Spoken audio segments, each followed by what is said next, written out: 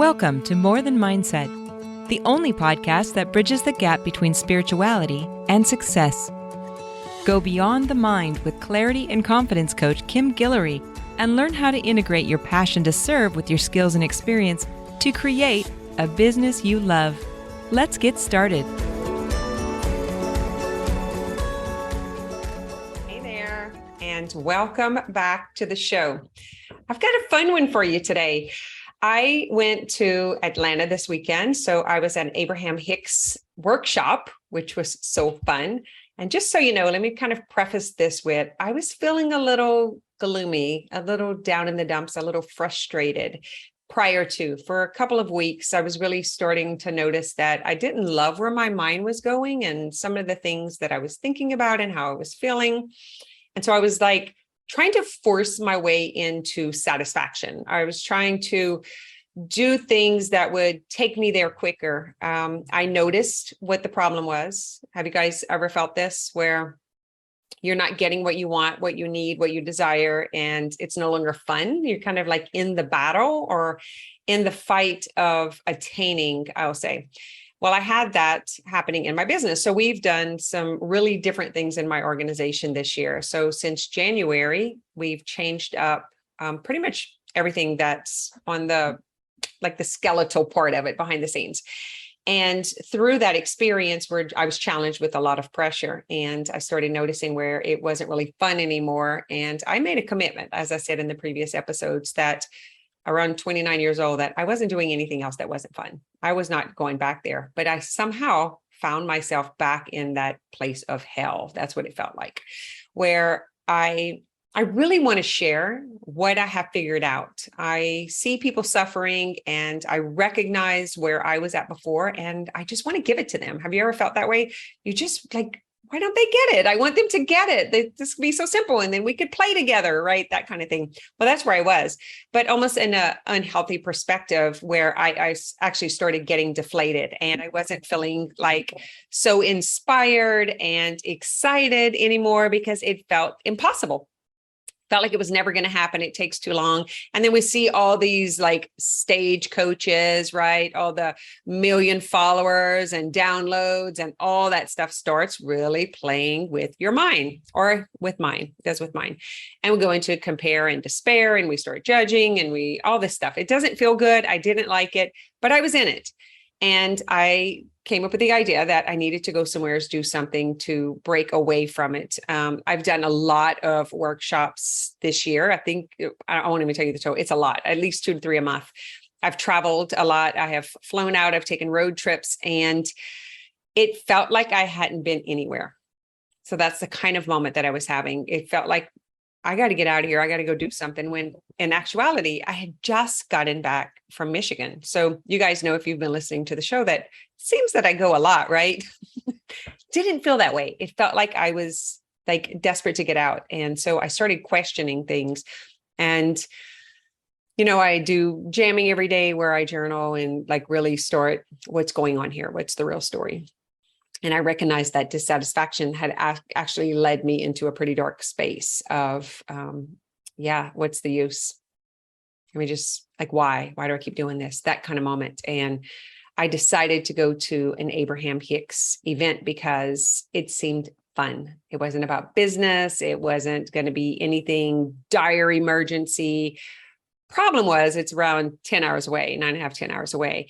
And that did not make sense because I'm leaving to go to Mexico tomorrow. And I had just got back from Michigan. So my mind was like going crazy. That's ridiculous. Everyone's going to hate you. Your family's going to leave you. Like all the stories, you're going to be living under a bridge, not having a home. You're going to die alone. It's so ridiculous. Who are you to, it's never enough. You know, those things started happening. So I sat with it and I was like, that's not true.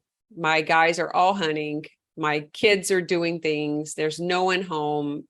I have the energy to leave for a weekend and then leave again the next weekend and the next if I want to. So I made the decision that I was going to drive to Atlanta. So I checked online. Tickets were available. I tried at least a dozen people to see if anyone wanted to come and ride with me, because I was like, it's going to be so fun. And we can like listen all the way there and we can talk about it. And we're just going to go and like, it's going to be light and easy. And no one could come. And one of my friends actually told me when I was talking to her about this, I was like so mad because it went right along with my disappointment that nobody wants this. No one wants to come. Why don't they want it?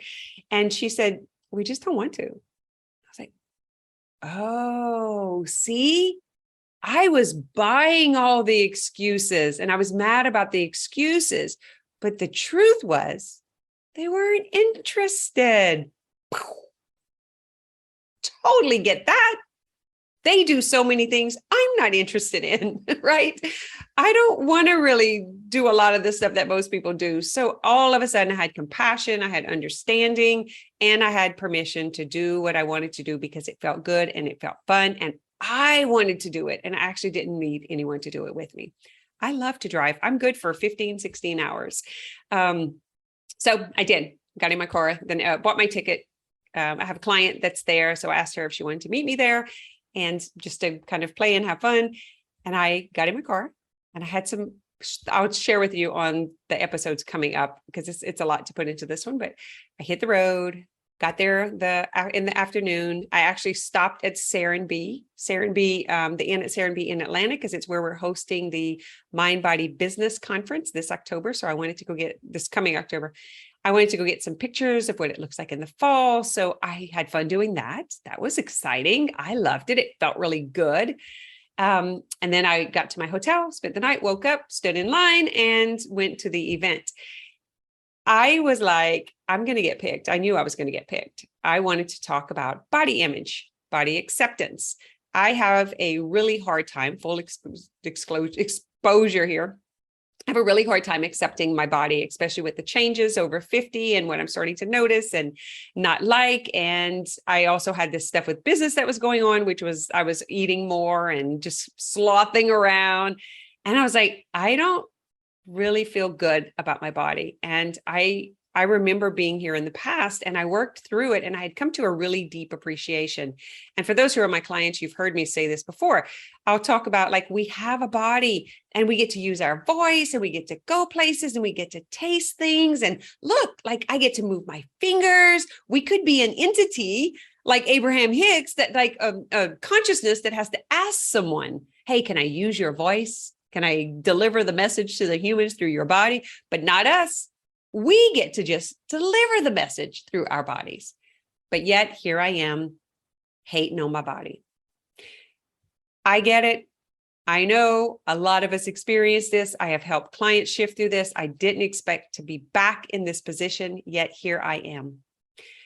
And I was really battling with this. And that's what I wanted to talk about. That's what I wanted to ask. And I didn't raise my hand, then I would raise my hand, then I didn't, then I would. And then I decided I'm not, because I'm good and I can get to my own inner being. I can get my own answers and I want to move through this with my clients. So I want to do a challenge within my community with them experiencing me shifting this myself so that I can help them do it the same way, which is with their self. So I had that going on at the same time. So you can see the dissonance. I want to hear, I need the help. I want some support. And then I can't get the support. I want to do it myself. I don't want my clients thinking that they have to go to a stage in order to get it. So I want to get it myself in front of them and show them how to do it. So I have this dissonance going on. Yes, no, yes, no, yes, no. I put my hand up, I put my hand down, back and forth. And then there came the moment. I don't even know. I don't think I raised my hand, but my hand went up. Abraham looked straight at me, or Esther looked straight at me and says, if you think it's you, just stand up. And I just knew it was. And I stood up. And then there was this game playing out in my head. So this is like the lesson that I want to really share with you because it was fascinating. And I said, it's really scary. Oh shit. I don't know. I don't know if I want to go, like this was happening. So I go around and Abraham says, you want to come? You don't want to come? You kind of want, you kind of don't, like that, that kind of verbiage. And I was looking straight there and like saying, yes, I kind of do. And I kind of don't. And so Abraham says, well, then don't come. If you don't want to come, you shouldn't come. do you guys think she should come? Like I could hear it and you can kind of sense and see, and you're standing up in front of 1,000 people. So it's all kind of weird. Here I am, like all conscious of my body and not wanting to stand up in front of people. And all this stuff is like happening. And I felt the momentum leave. And I was like, you're really on fire right now. Like I want to hear it, but I don't want to hear it. And I'm not sure if I want to get it. And that when that desire left, I could feel myself pull back. And then someone came up behind, this is really crazy. I think they said this has never happened before, came up behind like, I want it. And, is going. And so I had a moment to pause and to stop. And it felt, God, it was so empowering to be in a moment of decision. You get to decide, and you're always deciding. You're always deciding. What you're thinking is deciding. I want, I don't want. Yes, no, maybe I should, maybe I shouldn't. So for those of you who are half in and half out in your marriage, in your careers, in your coaching, and whatever it is, your weight loss, that is a huge reason that you have the results or don't have the results that you want. To be able to experience it and be used as a role model, I'll say, for the entire group to see, because that's how it works. That's how Abraham works, is whatever's being weaved in is for everyone. And that is what I was getting in the moment. That was the gift that I was receiving, what Abraham did for me. And the power of choice blew my mind. It gets better, it gets juicier. And over the next few weeks, I'm going to kind of take you down the journey of this, of exactly what all played out, because there's so much to unpack. But I want to say that the decision, the change, the shift that happened when I grabbed my car door and made the decision that I was going to go, whether someone came or not, whether it was right or wrong, whether anyone approved or disapproved, regardless, making that first decision that I need to take care of myself and I need to do something fun because I feel like I am dying here. That was true story. It felt, I was not encouraged. I was not inspired. I felt like I was fighting up against a brick wall and just constantly pushing and trying to make something happen. I know what my desire is. I desire to serve more people. I have the energy to serve more people. I am on fire when I am teaching, when I'm in my group, when I'm able to, I love it. It feels really good. But then there's this story about burning out, doing too much, you're too much, and all this stuff. And I feel punished when I am not doing more. I don't feel good. I don't feel refreshed. I actually want to die because it feels terrible. But what was happening is I was having this argument with myself and societal stories, right, about what you should or shouldn't do. It's too much, and you shouldn't leave your husband at home. And if you have kids or grandkids, you should be doing this, all of that stuff. Guys, you get what I'm talking about? That's the battle that was going on within me.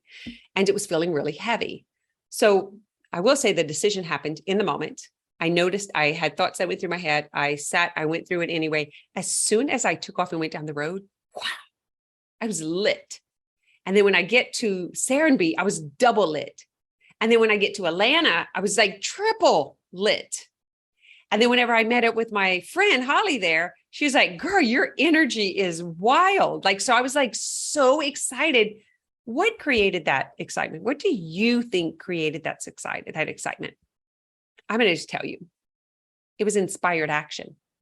I was inspired to give myself what I needed. I was inspired by what I needed and wanted and what I could have.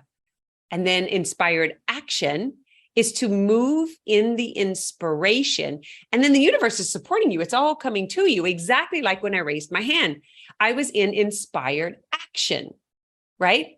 And then something gets in the way, and then the opportunity leaves. So you have clients coming to you, and then you have doubt, and they go away. And you think it's because your lead gen is off, or marketing, or there's not enough people, or whatever you think. People don't want to pay for this, but it's actually not. It's you. You are dictating that that flow or that momentum or that lack of flow. And so to be able to experience this and be the role model for everyone else in the group was like fascinating.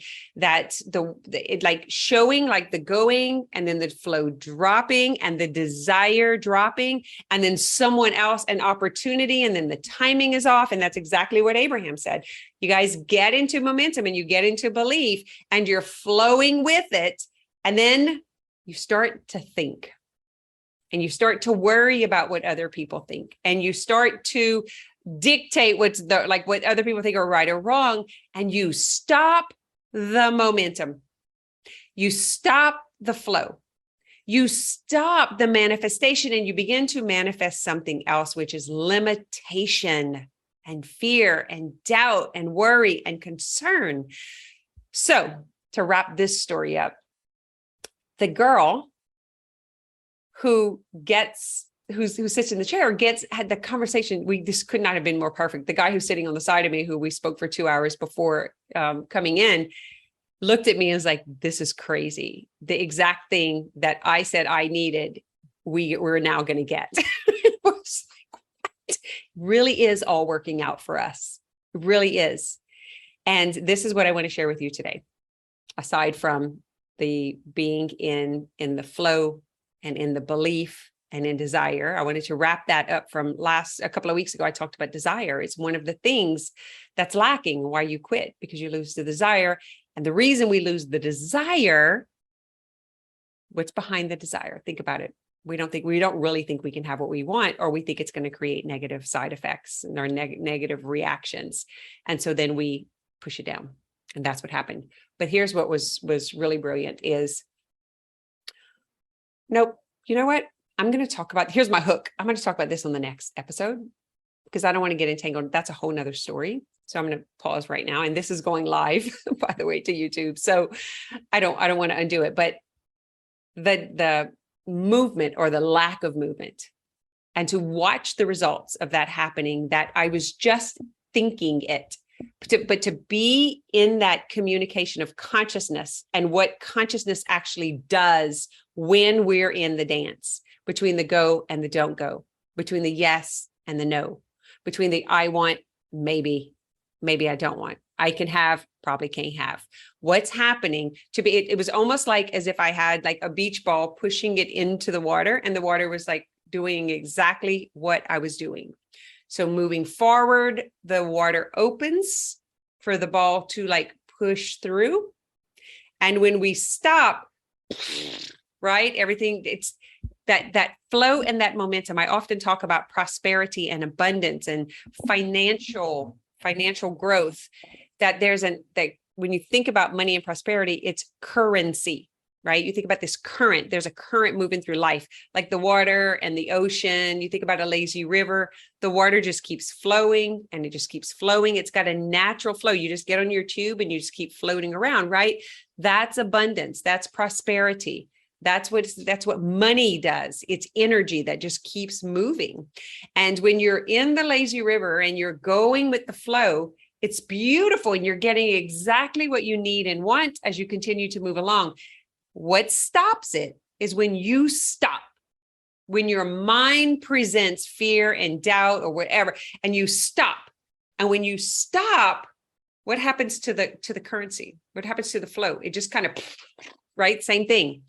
And so it's really just turning yourself around, getting back into the flow, getting back into the natural momentum, ease, flow, and freedom. That's the whole goal of the Punchline Approach. For those of you who don't know, that's the book that I wrote. And it's how to want to live, how to get what you need or how to get what you want, how to gain power and control of your life, how to create in a way that feels good, in a way that gives you life and inspiration. So same exact thing. I feel like I'm all over the map, but I'm going to bring it in. So what I want your takeaway to be for today, you can take away whatever you want, is you believe something, you think it's possible, and then you change your mind. And when you change your mind, it actually stops the flow. So what was happening and what was coming just in pure desire, when you made that decision that you wanted it and you began to desire it, You began to sense it. You began to explore it. You started to feel it. I'm just going to plug in for those of you who don't know the flaw of attraction. We can put the link below. It's kimgilry.com, flaw of attraction.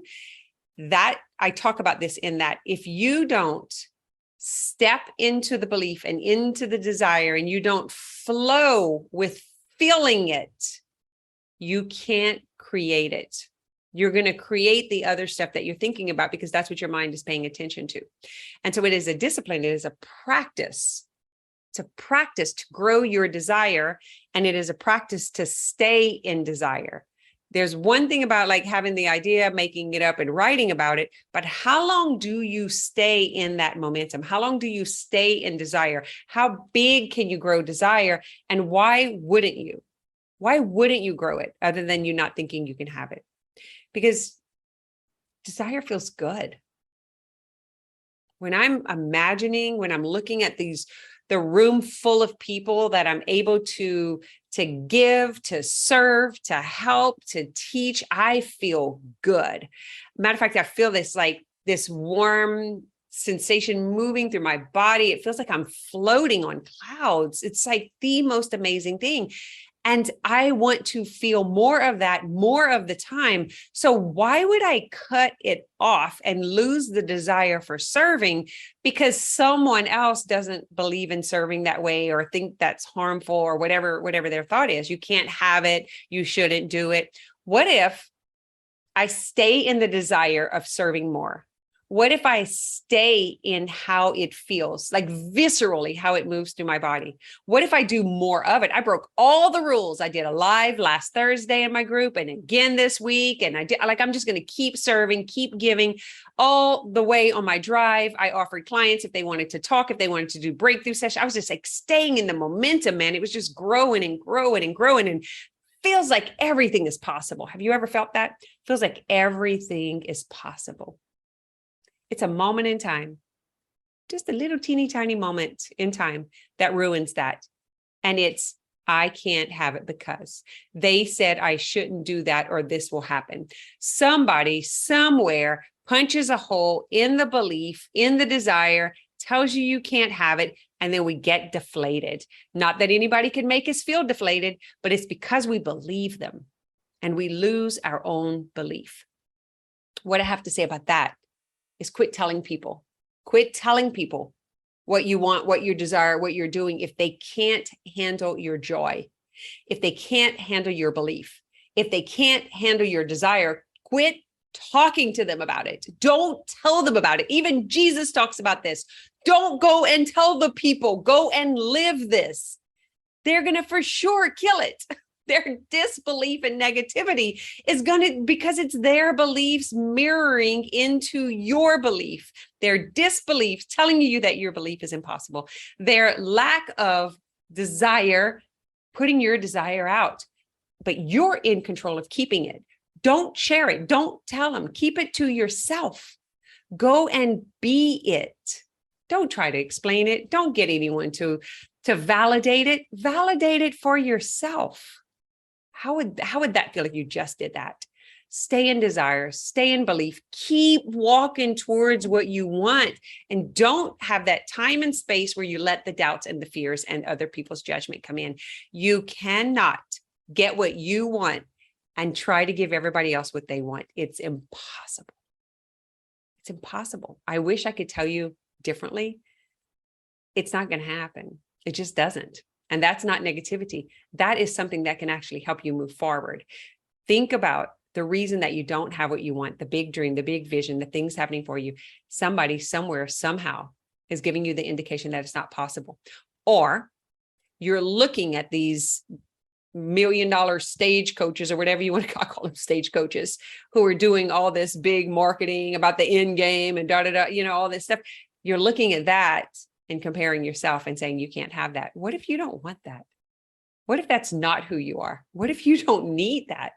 What if you could just get a simple website or a room or Zoom call and you don't have to fancy it all up, right? And you just showed up as yourself and you gave amazing value. What would that look like? Because that's what I saw. I saw Esther Hicks in her socks on a plain stage with no backdrop, no pretty posters outside, just showing up, letting Abraham come through. And it was beautiful.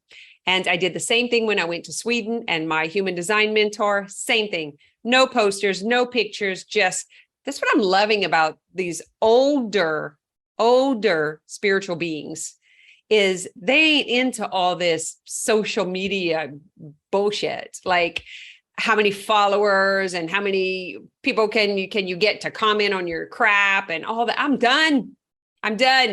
I know that we have to do it, that we have to have a representation, but I am not giving my power to that bullshit anymore. It doesn't matter. What matters is that I'm doing what feels good, and this feels good. So you can prepare yourself. I will be doing events. We're looking right now to do something in January in New Orleans. We are looking at Austin, the Woodlands in Texas, Asheville, Nashville. We are going to be, me and my team, will be having events where we're going to get groups of people into the room that want to live a more conscious life, that can communicate with other people so we can have community and we can release all of these limiting beliefs so that we can step into the power of what we want. That's what I got for you this week. I know this was like a tangled mess, and you can expect it might look like this for a while because I've got a lot of stuff that's coming through. I just completed the 10-week advanced mind body coaching intensive. I just finished that with my first group, and that's completely transformed me. On week 6, I felt everything falling apart. And if you listen to the last couple of episodes, I was talking about the grief and the leaving, some of the relationships that were broken and severed. And I was in the darkness. I was in the gloomy and the sadness and disappointment. That came through that intensive that I did with my group, because I am in the energy of the container, and I am for sure shifting my own stuff at the same time. So if there's anything that's left there, it's going to shake it up. So we are now complete. We finished this week. It was our 10th week. I can't even tell you the transformation. If you have been living in the shadows of societal's belief or environmental messaging, whatever it is, and you want to break free from that stuff, send me an email to kim@kimgilroy.com, and I will answer any questions you have about this 10-week intensive. I can tell you it's a personal journey, but you also get the feedback on how to help your clients. So if you're a coach or a practitioner, you're not only going to get the help for yourself to get out of imposter syndrome, to step into clarity and confidence, you're also going to get the tools of how we did it so that you can pass that on to your clients or to continue to using it forever for yourself, whatever that looks like. That's what the 10-week intensive is all about. Has made a huge transformation in my life. And we only take 10 people in the group, and those who came through it with me. You can find me on social media. You can read their testimonials. It was an amazing transformation. I love it. I can't say enough of it. Half of them are like, I got to come back. I got to do this again. It was the best thing. It's so empowering to put the focus on you and to get the transformation in yourself, because then you can be the example. You can't bring somebody else. You can't force someone else. You got to live it. You got to be it. You got to be the example of it. All right. I hope you have a great week. Thank you for listening. Please share with family and friends if you know anyone else who is interested. I would love to double the growth of this podcast. I would love your help doing that. Come into the More Than Mindset Facebook group and come and meet your community. If this is something that you actually want more of in your life, then I invite you to come over and meet the rest of the community so that you can begin to live your best life in a container that feels comfortable. So that way, when you do meet up with the naysayers or the non-believers, that you actually have enough stability in yourself that you're not shaken by their disbelief or their fears or doubts or whatever they're telling you. And we can love them. We can love them and not give up our belief or not give up our desire. You can do both, but there's a few things that you have to do differently. Okay, that's what I got for you. Thanks for listening to this episode of More Than Mindset.